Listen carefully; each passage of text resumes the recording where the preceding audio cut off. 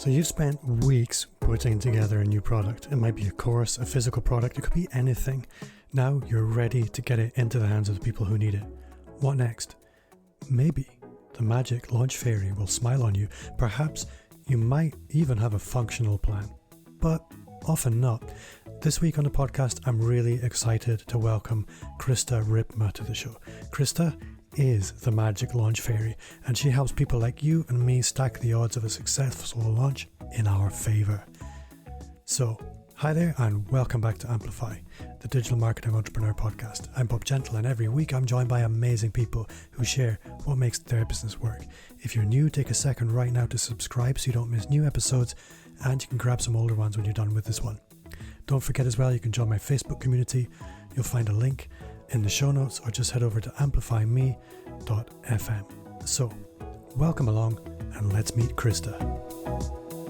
So this week I'm thrilled to welcome Krista Ripma to the show. Krista not only has a name that rhymes, but you live in probably the nicest place on the planet. I'm so jealous. Krista, welcome to the show. Thank you. Thank you for having me. And I feel the same way. I feel we just moved here to Santa Cruz less than a year ago. And for the first time, I think in my whole life, I feel home. And I feel that I do live in paradise. And I'm so grateful. But I feel like Scotland's probably pretty amazing as well. It is too. I think you become immune to the good qualities about where you live when you grow up in a place, and you may feel like that about where you moved from. It's so easy to neglect actually the awesome things about where you do live. That's so true. True. I'm feeling very grateful to be where I am, especially during COVID and during lockdown, to be able to go outside and walk to the beach and all of that. It's been a blessing. Yeah, I have a beach too, but you have to get wrapped up in plastic before you go there, especially right now. So Krista, why don't you start by telling the listener about who you are, what you are, and the kind of work you do? Great. Yeah. So I'm Krista, and I am a digital marketer, launch strategist, sales coach. All things helping you connect with your audience is what I do. So voice messaging, Facebook campaigns, social media, webinars, launches, whatever it is that you want to share with your audience, that's where I come in and help guide that process. I've been doing this for quite a while now, and I started this company 4 years ago, and it's called Authentic Audience, and we work with really amazing people doing really amazing work in the world, super talented, super gifted, but have no idea how to market themselves. And that's where I come in. So I really help nurture and build that relationship with your dream customers and dream audience. So it's a lot of relationship building and connection, storytelling, all that good stuff. And it goes really well. I love what I do. So for anybody listening, there was a lot there and there's a lot to unpack. But the thing that gets me the most excited is I speak to a lot of people, a lot of experts in lots of different things. And digital marketing is awesome. You can reach anyone, anywhere. You can build your personal brand. You can build an audience. You can reach out and touch people anywhere. But in many respects, that's quite easy. And lots of people tell you how to do that. And a lot of people work really, really hard to do that. But they actually sell nothing. They don't make any money. So combining that with is great. You can do the marketing, but how are you going to turn that into money? It's really the difference between the preparation of the fields and the cultivation and the planting of the seeds. But if you don't harvest, what's it all for? And I think a lot of people will listen to that thinking, yeah, how do we turn all that activity into outcome? And that's what I guess I kind of want to hone in on a little bit today, is the launch strategy side of things. Because for the listener who hears the word launch and it doesn't really mean anything to them, and we forget how many people that really is, what does launch and launch strategy mean for you and your clients? Yeah, I mean, what a great question. I'm so glad we're focusing here. So for me, a launch is bringing something new into the world or opening cart, opening enrollment for like an online course, a membership, a platform, even a new podcast. Anything new coming out into the world requires its own strategy. And a lot of people just want to announce something and then expect a bunch of people to sign up. And maybe the first time you launch something that will happen, but ideally, if you want to create something sustainable and successful in the long run, you're going to need a strategy to go with it.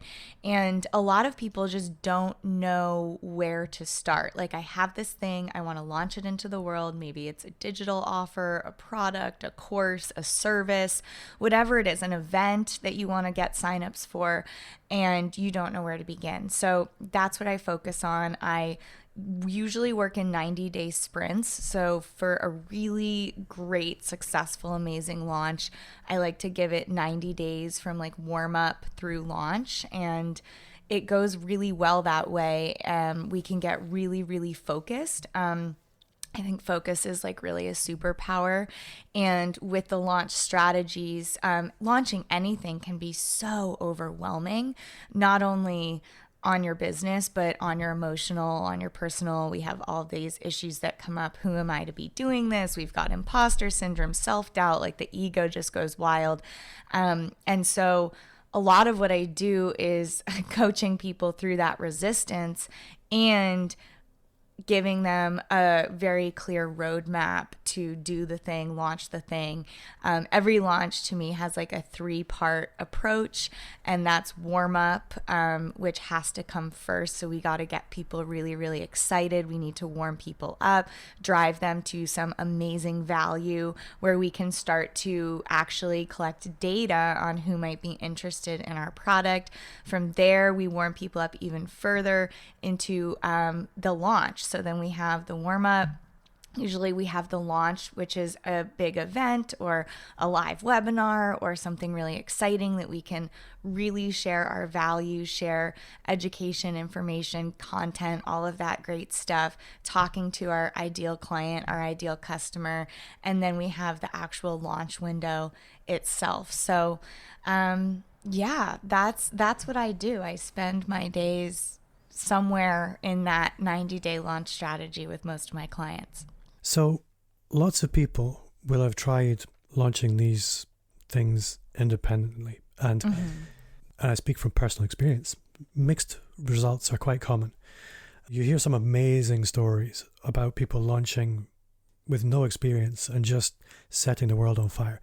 I think there's a combination of myth, lying, and there's a really smart word for what I'm thinking of here. I can't remember what it is. The outlier, that sort of freak occurrence that everybody looks at and thinks, well, that must be normal. But it isn't. But there's a difference between winging it and following a map. It's like if you're trying to get to a destination and you think, well, it's kind of over there, and you stumble, or you can look at a map and you can go, well, I have clear directions now. I know where to go with a degree of confidence. What are the biggest or most common mistakes that you see people make when they are taking the first approach, when they decide, I'm just going to have a go, I'm going to launch something and see what happens? Right. I mean, I think that that's so common. And also when you see those outliers or those freak occurrences, chances are they've tried launching something like 5 times and failed, but that's just not what we hear about.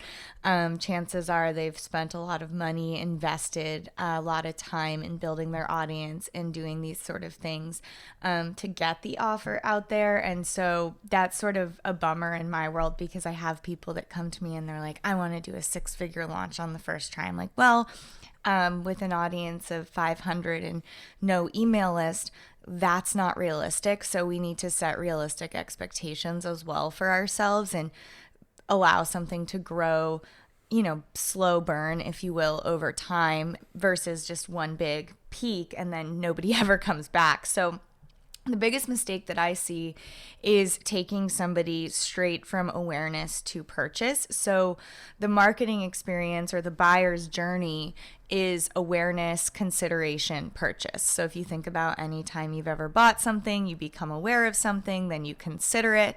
Depending on how much you like to do your research, you'll price it against competitors. My husband's looking for a car right now, and his consideration phase is very lengthy. I'm a little bit more impulsive, but there's always a consideration phase before you make a purchase. And the biggest mistake I see is there's no warm up. Nobody knows it's coming. Nobody might even know who you are.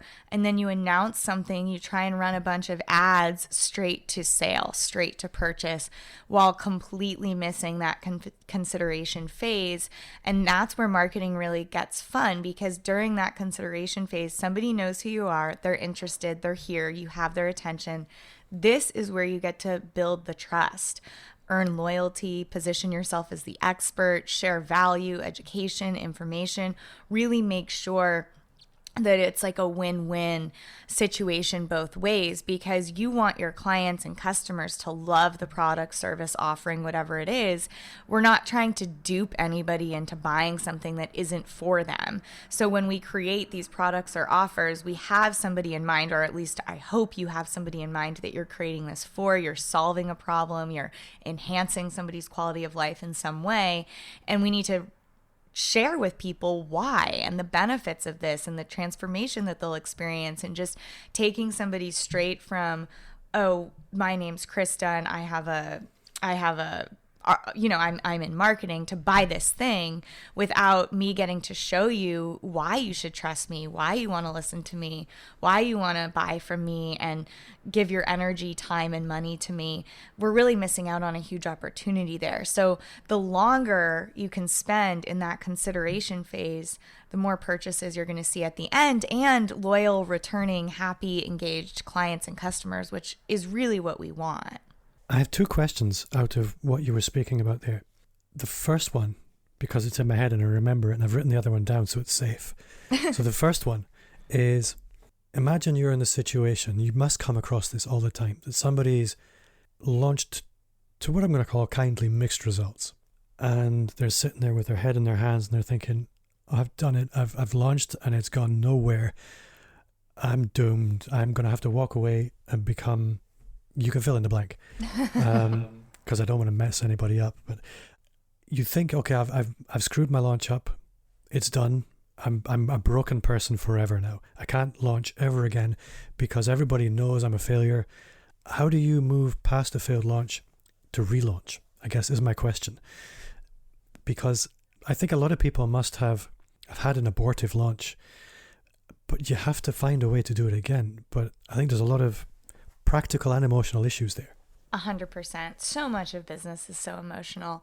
It really is. And so personal, especially when you're your own brand, or, you're an entrepreneur launching your own service or art or gifts into the world. But two things. First of all, nobody knows that you failed. Nobody knows that nobody signed up, right? Unless you tell them. So one, you can say, the first launch, I learned so much. I'm super excited to make changes, make upgrades, whatever. And you can sort of take that path, which a lot of people do. And you don't have to share that no one signed up. You don't have to share that it was a complete failure.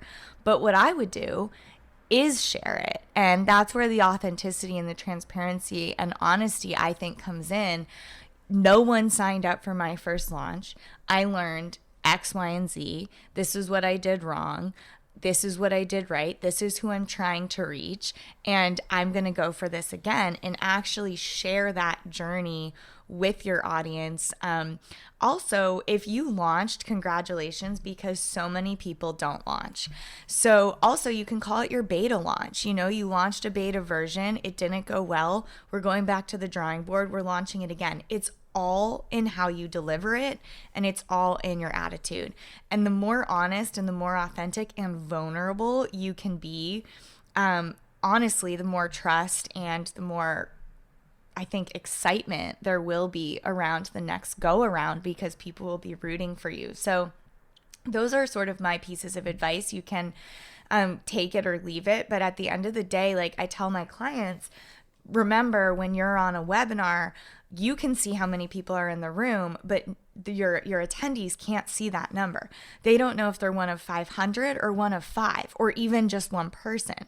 So regardless, if you can change, affect, help, heal, change the lives, transform the moment for that one person, that's all we need. And a successful launch to me is one sign up. Like, you get one person that is happy, that goes through your experience, whatever it may be, and has an awesome experience. They're going to tell other people about it, and it's going to go from there. So I always tell my clients, get one customer, launch the thing. So if you have launched and you failed, you're so much farther ahead than so many people who are too resistant and finding a million reasons. Oh, I don't like the color of my logo, or whatever, that nobody actually cares about because they're too afraid to launch the thing. So if you have launched something and it hasn't gone well, you're doing amazing. And how you handle that, how you talk about that, how you move forward from that, there's so much we can learn. The biggest thing too, I see when somebody's discouraged, they're like, well, I launched this thing and nobody signed up. And I said, well, how many times did you share about it? And they're like, well, one time. I dropped 1 email or 2 emails. I'm like, okay, you need to be so excited and scream from the rooftops and hold that space for your dream customer, for your dream client. What do they need to hear? What do they want to feel? How can we make them feel seen? It's not about you. It's about making your dream client, your dream customer feel seen, and want to work with you, want to connect with you. We're not trying to dupe anybody again if the service isn't for them.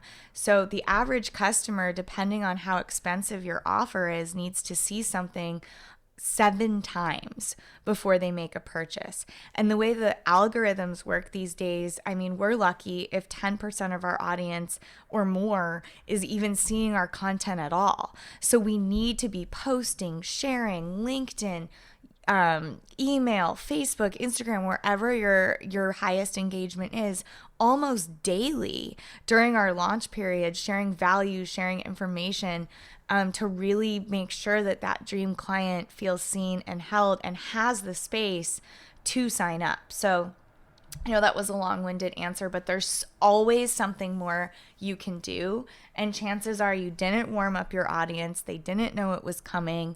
They didn't have a long enough consideration phase, and you didn't post enough, share enough.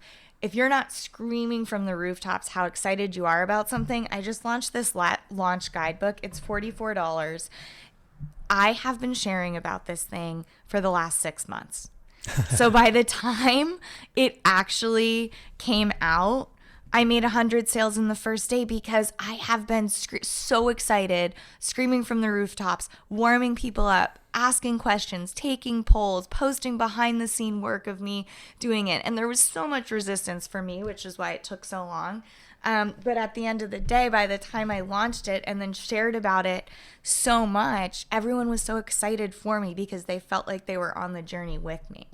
That was such a good answer. And there's so many places I could go from there. But I want to ask my second question, which was, if I go sit on an Amy Porterfield webinar or a Pat Flynn webinar, everybody knows who these people are. They don't have to prove it. They have years of testimonials and social proof coming out of the walls. But when little old Bob Gentler rocks up with a webinar, and I have probably more than most, let's just imagine you're launching something for the first time. You have no pedigree or reputation in this space. What advice would you have for somebody that's really launching without that much of a track record? How can they maximize that opportunity? 100%. That's a great question. So I would make a list of your cheerleaders. And your cheerleaders are the people in your world, whether it's colleagues, friends, family, spouses, cousins, whatever it may be, that fully support you. They see you. They're excited to cheer you on. My mom is like my biggest cheerleader.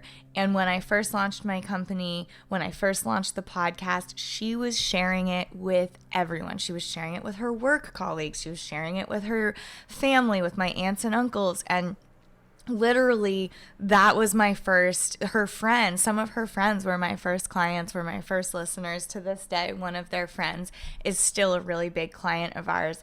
And I think these cheerleaders, these people, make a list of these people that you have on your plate, maybe past clients, people you've served, people that you know are in your court, and share with them what you're up to and how they can support. The nice thing about doing a webinar is it's free. So where it gets a little messy or maybe complicated or sticky is if you're asking people to drive traffic to something that costs money and they're like, well, maybe you should pay me. And that's a whole nother thing. That's affiliates, which I highly recommend as well. But before that, we have our cheerleaders. And if you are launching something, if you are launching it or announcing it with a webinar, and you really believe in your offer, and you know that if you can just drive enough traffic to this webinar, then you'll be able to sell whatever it is that you want to sell, then scream it from the rooftops to the people who know and love you most. Make a list, personally reach out to them. Thank you so much for supporting me on this journey so far. I appreciate you because specific. I'm launching this thing. I could use your support. Give them all the information that they need. So any link, any copy, any photos, whatever it is, make it super, super easy for them. It would mean the world to me if you shared this with your audience, with anybody you think might be interested, etc., and send that to 20 people. You will get the signups, because there's no better feeling too than having our cheerleaders in the webinar. Even invite them, say, I'd love to have your energy there. I'd love to teach this to you. I'd love to share with you what I'm doing.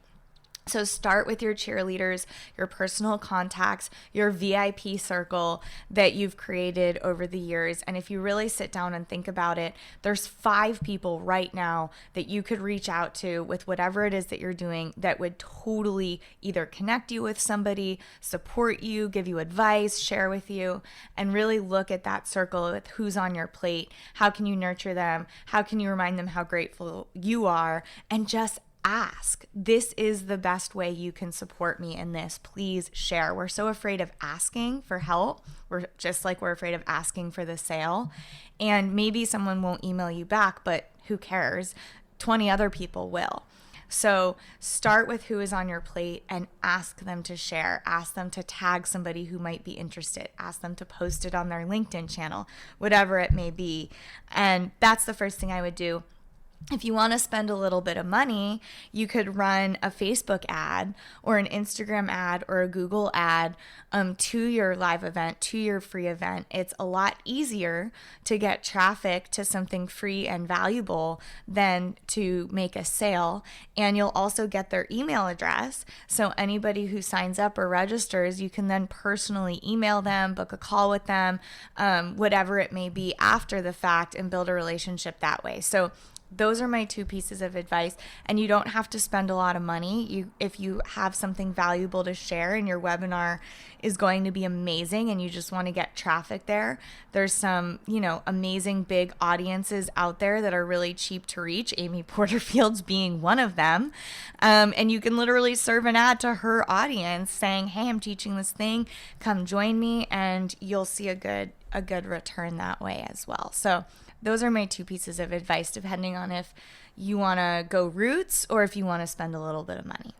I love it. And I think what you really hone in on there is you better have produced something that you're willing to put your name behind. And that's the most important thing. That is the most important thing. I'm assuming right now that you have something great. That's the first thing, because marketing cannot make your product, offer, service better. It can only get it in front of more people, the right people, the people that you want to reach. So oftentimes people want to come to me early on, before they've beta tested, before they've launched anything, nobody's tried it, and they want to dump like $10,000-$20,000 in ads. And I stop them and say, okay, first you need to spend that money on beta testers, get feedback, spend the first money on making your product better, on making your service better, more user-friendly, more sophisticated, anything that's going to help your end customer, help user, end user have a good experience. Because at the end of the day, like, maybe we'll get it in front of people who will buy, but if they don't have a good experience, they're not going to tell other people about it and they're not going to come back. So first and foremost, I'm assuming that you have an amazing offer, an amazing product, super valuable, whether it's educational, whether it's entertaining, all of these different things we look at that create value, that enhance somebody's quality of life in some way. Like, my Dyson vacuum is a perfect example. Like, you don't have to be, healing people. My Dyson vacuum has like completely changed my quality of life. And there's a lot of programs and offerings and products out there that do that for people. And you better believe in it, that it does just that. And that's, yes, I'm so glad you said that, because that is first and foremost, where you should start. And authenticity wins these days. I know you interview people on the podcast, your podcast, all the time about businesses that they love and focusing on these sort of for good missions. And people catch on. People care where their money's going. So you've got to have that sort of authentic, intentional approach to it before you want to get it in front of hundreds and hundreds of people. Well, authenticity is what I wanted to speak about next, because a lot of people, especially in the UK, it's maybe not quite such a problem in the US, but it probably is actually. People maybe just don't admit it as often. But a lot of people don't show up online because they lack confidence. And that sounds really simple, so I need to unpack it a little bit. People talk about authenticity a lot online all the time, but they don't really unpack what that really, really means. There are some amazing role models out there. There are people that I look up to online, and a lot of people equate that with being, I need to be like those people, I need to look like those people, I need to talk like those people, I need to act like those people, I need to present as those people. And so there's an awful lot of people do one of two things. They either turn up as caricatures of these role models, or they don't show up at all. And people who actually show up genuinely as themselves are really rare. And it can be shyness, it can be insecurity. I speak to my clients all the time. Sometimes they're really young and they'll tell me, I wish I was 45 and I could be taken seriously. And then they're 45 and they think, I wish I was younger and I looked more youthful and more energetic. Nobody's ever satisfied with who they are, where they are right now. And so they never really lean into the personal brand that can connect with people, because it's only your genuine, authentic self that's going to connect with the people who really want you. So what advice would you have for people? I guess it's a bit of a rambling question, but what advice would you have for people who haven't decided to really bet on who they are yet? I mean, it's such a big question. I think you really hit on some of the answer just in what you're speaking to, but I think that the short answer is this, and it sounds easier said than done always, right? But your uniqueness is what separates you from everybody else. So there's so many marketers out there, Amy Porterfield being one of them. I have no idea what she's doing, what she's charging, I've never even been to her website. I respect her. She has an audience. She has a brand. It's not mine. It's not even my business. And I have no idea what other marketers are out there doing. All I know is they're not doing what I'm doing. And there's millions of marketers out there to choose from. And my clients come to me not because, yes, I deliver amazing results, but because they want to work with me, because of my unique approach, because of my transparency, because of my directness, because of my authenticity, my intuition, all of these gifts that make me me. So the first thing I would suggest that you do is write down your gifts. What are your gifts? This isn't an ego thing. Like, we need to know our gifts, one, so we can lean into them, and two, so we can delegate things that are not our gifts. And if you want to start with things that are not your gifts, mine, organization, not my gift. Operations, not my gift. Structure, budgeting, accounting, not my gifts. My gifts are people. connecting, helping people feel seen, intuitively understanding messaging, things like that. Which is why I'm so good at what I do, because I'm leaning into my gifts. So forget about what other people are doing. I have no idea what other marketers out there are doing, saying, posting, charging. It's just noise. And there's this word that I like to use called toxic comparison. And when we compare ourselves to what other people are doing, it's such a distraction. It just completely derails us from our gifts, from our purpose, our dharma, what it is we're supposed to be doing in the world. And start by just making a list of those gifts. And if you really have a hard time identifying what your gifts are, ask your mom. Ask your best friend, ask your kid, ask somebody who loves you and sees you, ask, anybody that supported you throughout your journey. Hey, what are my gifts? Like, what do I really bring? Because we need to be able to answer this question first so that we can lean into what makes us unique. What sells right now, what's really working, our methods, our custom approaches, our signature offerings, right?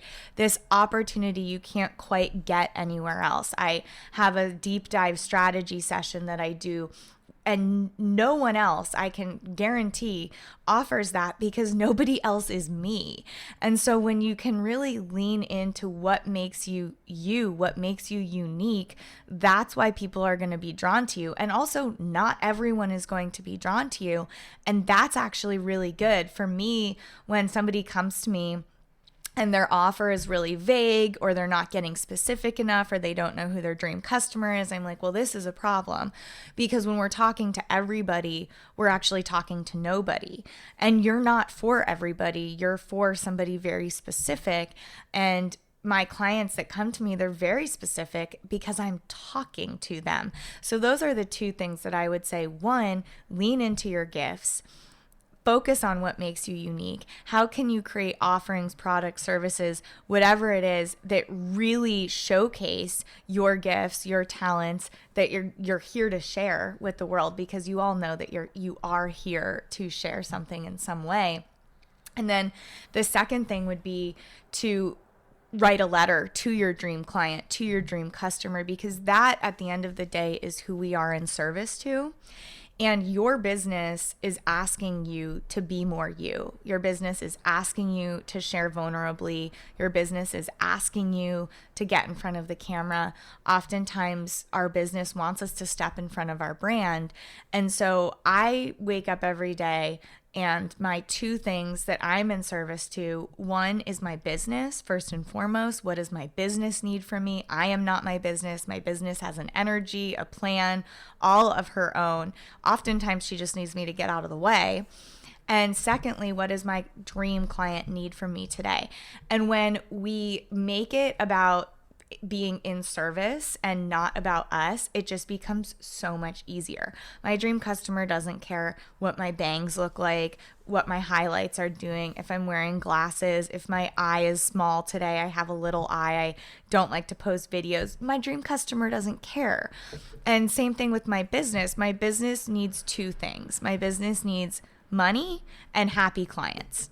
The rest is just noise. And so when I can be in service to my business and in service to my clients, it's a lot easier to show up and share and post the videos, write the email, do the thing, because it's for them. It's not for me. I really, really like that. I've been busy making notes. I love the idea of what does my business need from me today, and writing a letter to your dream client does sound like extremely productive exercises. Yeah, I can't recommend it enough, truly. Like, that was the biggest game-changing moment for me when I realized I was not my business. And obviously, I'm the face of the business. I'm heavily involved in the business, but my business has this mission, this energy, and I act as though I'm the messenger, right? I'm the mouthpiece. I look and sound and talk the way I do because that's what my business needs from me.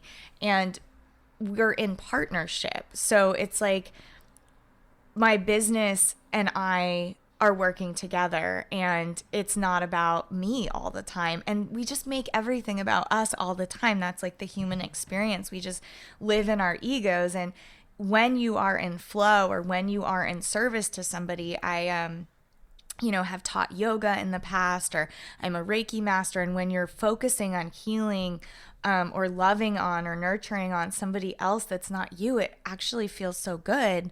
And the more we can do that within our businesses, the easier it is to just launch the thing because people need it. So something that you said there made me think about something that's come up quite a lot for me over the last few years. And it really is the realization, and this is something that's caused me all kinds of issues, particularly in childhood, was if there's no purpose, you're not going to get me out of bed. I was never really motivated. And I think a lot of people will resonate with this, but a lot of people won't. They won't connect with this at all. And that's okay, guys. Some people are really only motivated by a mission. Other people are purely motivated by money and material things, and that's okay. But how important is it that your client's mission is aligned with what obviously is yours? You clearly do have one. That's a great question. Our missions do not need to be aligned. What needs to be aligned is the intention behind it and the authenticity around it. So, for example, I tell this story a lot, but it's such a good example. When I was getting married, I got a spray tan. And the woman who did my spray tan, she had like a 4-week waiting list. She had like off the chart Yelp reviews. And I was like, this is crazy. Like, I have to go to her. I have to see what the big deal is. And she was so in flow. From the moment I walked into her space, I felt so taken care of. It was so clean. There was water and coffee. Every little thing had been thought of. She had dusted right away.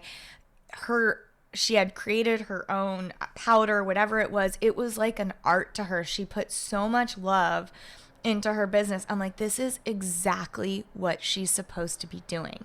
So whatever it is, it doesn't have to be this big purpose, this big thing that drives you. Her purpose was to make people feel beautiful, and she did that through her spray tan business. So my purpose is not marketing. My purpose is to remind people of their light and help people feel seen, make people feel seen. And I do that through marketing right now, currently. So it's like we have these bigger purposes, these things that we love to do. And then the what's and the how's, they can change, but our why doesn't really change. I do this in my relationships as well. It's not just business. It goes beyond business for me. And I think whatever it is that drives you, whatever your mission is, as long as you know what it is and you fully believe it and it's intentional, so it's, in it for the right reasons, for lack of a better word, it's okay to want to be abundant and financially successful. We all want that. But at the end of the day, if there's an intention more than that, more than ego, more than to be seen, validated, financially successful, and it really is to create something that enhances people's lives, changes their experience, transforms their moment, whatever it is, it's going to do so much better. So I'm less attached to what the mission is and more attached to the person, and if they are intentional and authentically true to whatever it is that they're telling me their mission is. If they're walking their talk, I'm in. And my clients right now are just across the board, do so many different things. I started out only working with people who were involved with yoga teacher training, yoga teachers, yoga retreat centers, because I believed, and I still believe, the more butts on mats, the better the world, the more people breathing, meditating, the better. But what I've learned over the last 5 years is those people come in all different industries, in all different offers, products, services. It's about the person, and it's about how excited you are to do the thing, sell the thing, share the thing, promote the thing, and reach that person that you really are here to help. So that was sort of a long-winded answer, but I hope that makes sense. It makes perfect sense. Where I want to go now is Instagram. I can't possibly not ask you about your Instagram feed because it's just awesome. I mean, while you were talking, I scrolled back to 2016. And it's just one of the most beautiful Instagram feeds I've ever come across. And I want to ask you, how do you make that happen? Because it doesn't happen by accident. There's just no way that your world is consistently this gorgeous, which is fine. Maybe it is. But what does your Instagram workflow look like in order to consistently show up on Instagram as you do? That's a really good question. And first of all, thank you. It's changed a lot over the years. And I honestly just post whatever is working or happening or feeling or moving through me. So I share a lot about mental health. I share a lot about spirituality, relationships.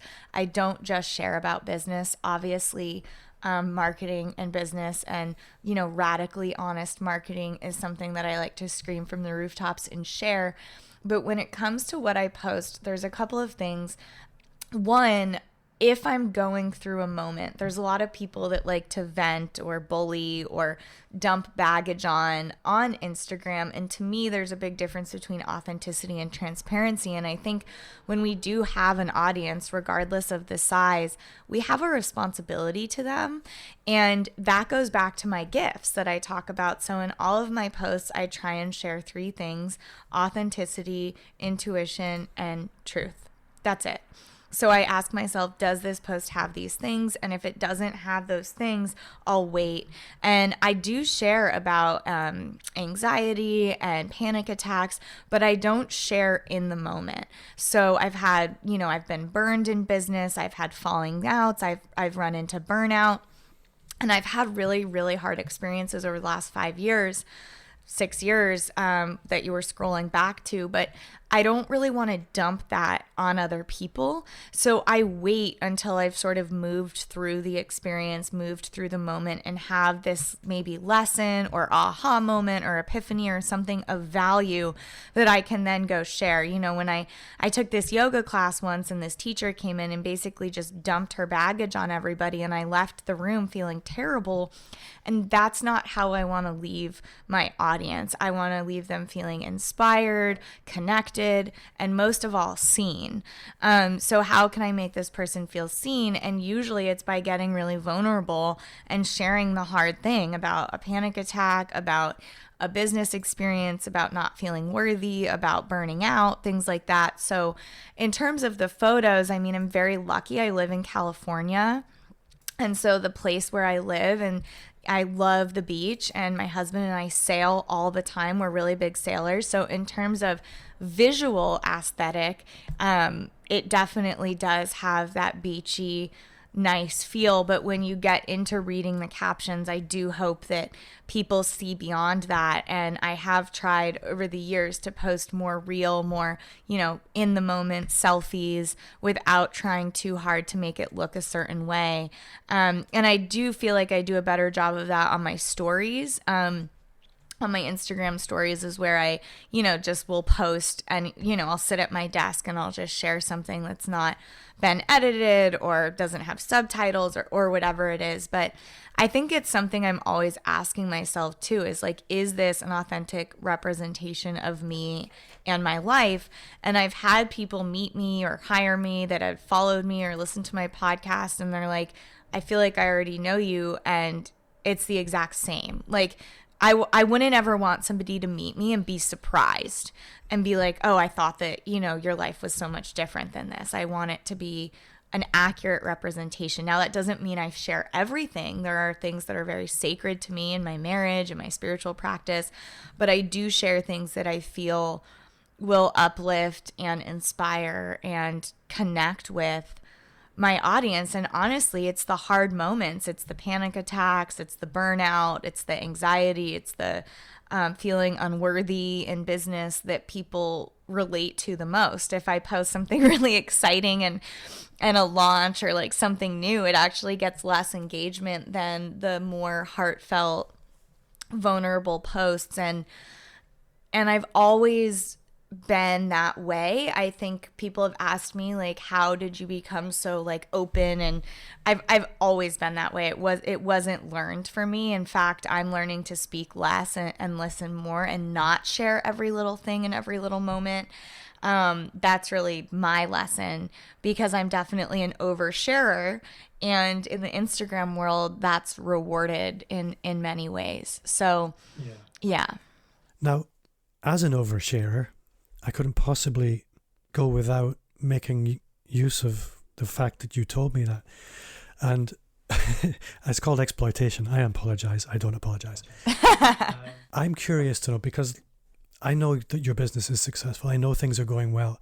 So I'm curious to know, what was your biggest screw up in business that you're comfortable to share? Because I mean, for many. Me, it's often looking at the hard lessons that you learn the most from other people.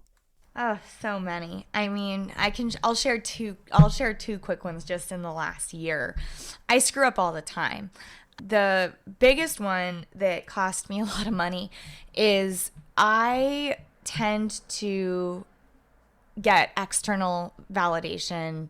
Like, I am sort of hooked on this like external validation where I need somebody else to tell me and see me that I'm great and amazing, without actually feeling it myself. And that's something that I'm obviously working on, because I do have a successful business and I know that intellectually, but feeling that is a whole nother story. And sometimes I'll get these really big clients that I really look up to and want to work with, and they make me feel seen. And so I avoid or sort of ignore the massive red flags in front of me, because I'm like, my ego is just like, oh, this person wants to work with me. So instead of charging my value, I'll go above and beyond. I'll totally kill myself. I'll end up getting into like a super imbalanced, toxic, weird, manipulative situation with this person because I look up to them so much, and it's hurting my business and it's hurting me, and I don't see it until so far down.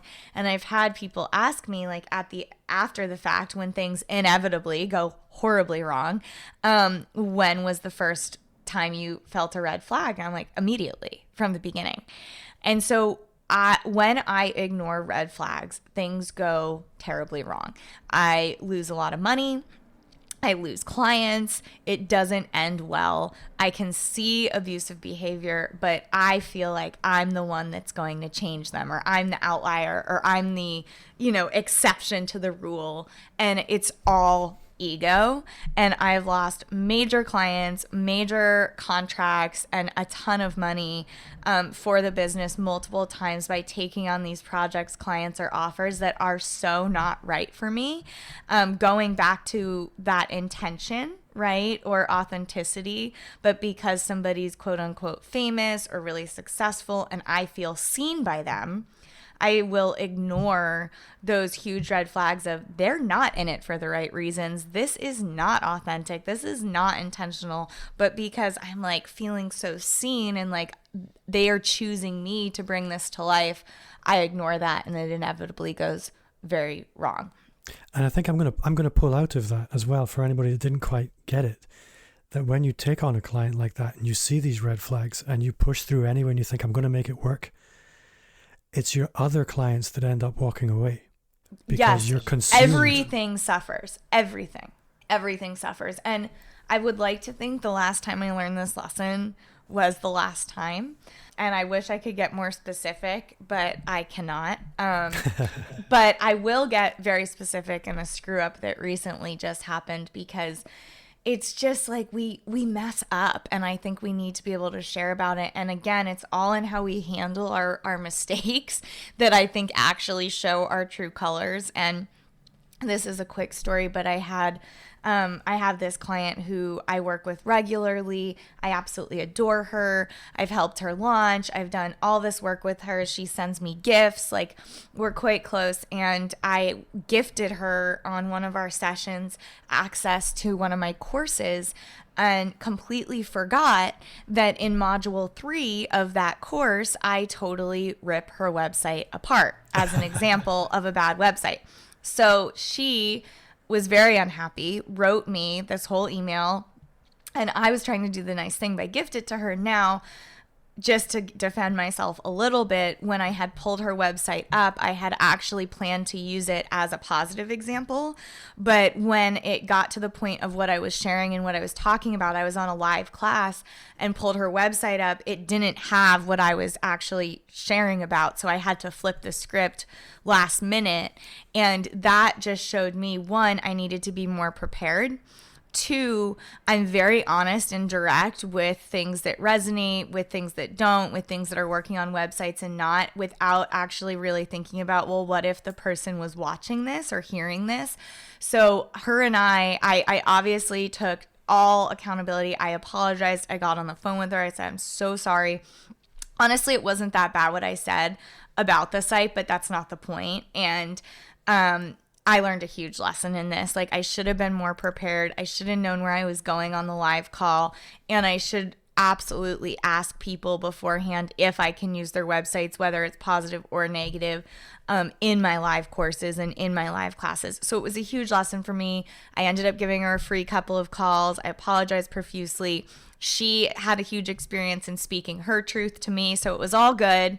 But just mortifying. I mean, that was never my intent. It's just mortifying when we screw up. And I think we really just need to lean in and own it and apologize and just ask for forgiveness, because it's just so sad when we mess up. And I think we like to sort of, victimize ourselves or blame someone else. But in that situation, I was the only one to blame.